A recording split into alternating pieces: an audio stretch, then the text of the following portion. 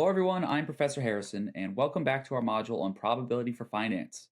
Today, we're going to be covering independence of random variables, what it means precisely, how to test for it, and why it matters when the test fails. We're following Danny, a gambler with a mountain of debt, working his way through a box of mysterious letters addressed to his late father, trying to understand what happened to the family fortune.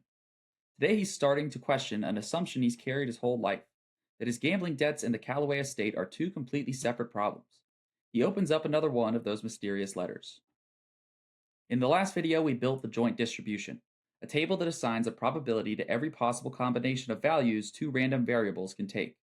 We derived marginals from it. We conditioned on specific values. Now there's one more question to ask about that table. Does knowing the value of one variable change anything about the distribution of the other? Sometimes it does. In the coin game we looked at, knowing coin X landed heads pushed the probability of coin Y also landing heads from 50% all the way up to 80%. The two coins were moving together. But sometimes, knowing one variable tells you absolutely nothing about the other, and when that happens, it's called independence. Two random variables are independent if knowing the value of one leaves the distribution of the other completely unchanged. Conditioning on X gives you the same distribution for Y as the marginal distribution of Y alone, so no information has been transferred. Now there's a clean formal test for this. Two random variables X and Y are independent if and only if their joint distribution equals the product of their marginal distributions at every single combination of values.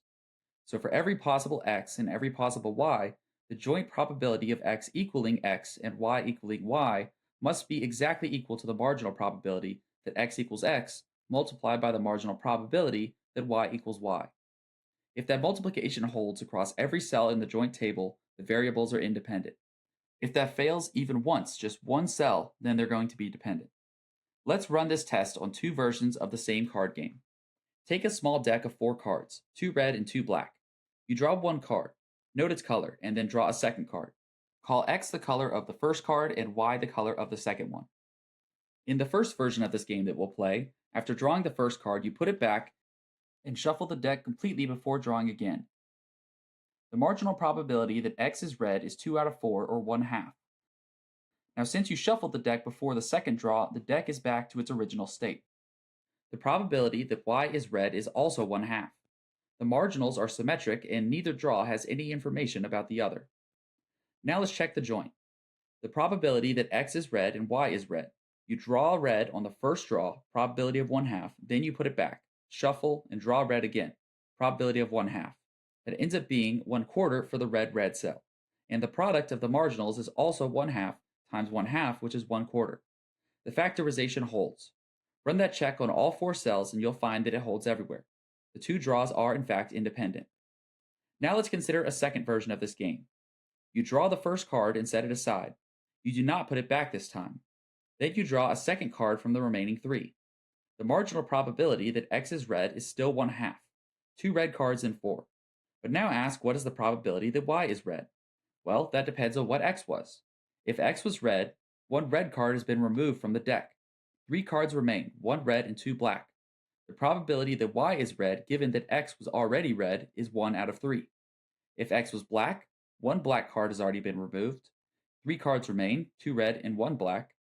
The probability that Y is red, given X was black, is 2 out of 3. Knowing X changes the probability of Y. That's already enough to know the variables are dependent. But let's run the factorization test just to make it precise. The joint probability of X red and Y red without replacement is 1/2 times 1/3, which ends up being 1/6. But the product of the marginals is 1/2 times 1/2, which is 1/4.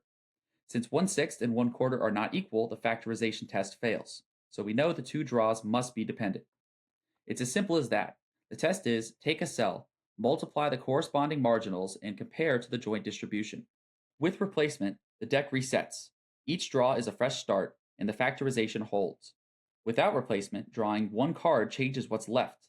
The deck has memory, and factorization fails. Independence is actually a very strong claim. You're saying that two variables have absolutely nothing to do with each other, that knowing one genuinely is useless for predicting the other.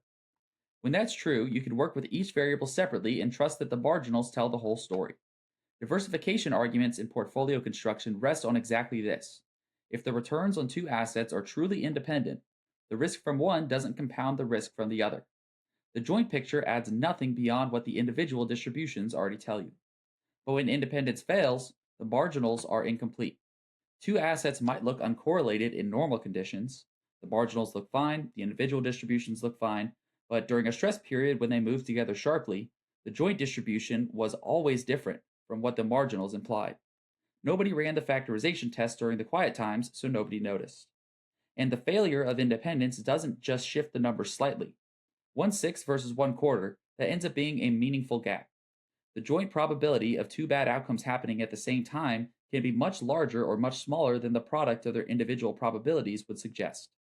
When outcomes are positively correlated, bad things tend to cluster. When things are negatively correlated, they tend to offset. The marginals can't tell you which way is going to go. Danny puts down the letter. He's been treating his gambling debts in the Callaway estate as two separate problems. His debt, his problem, and the estate, his father's problem, independent. But they're not independent. He accumulated those debts precisely because he assumed the estate would always be there. He wasn't drawing from two separate decks. He was drawing from the same one, without replacement. Every bet he placed was one card pulled from a pile that was already getting smaller. All his gambling was done on the condition that his father's fortune would be there to back him up.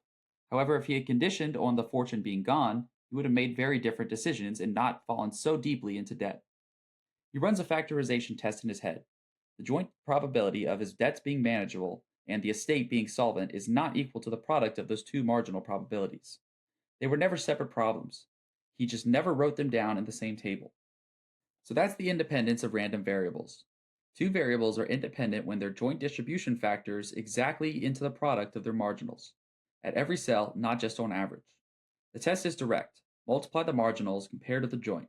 If the factorization holds everywhere, the variables are independent and the marginals tell the complete story. If it fails anywhere, the variables must be dependent, and looking at each one separately will end up giving you an incomplete picture of the risks you're actually carrying.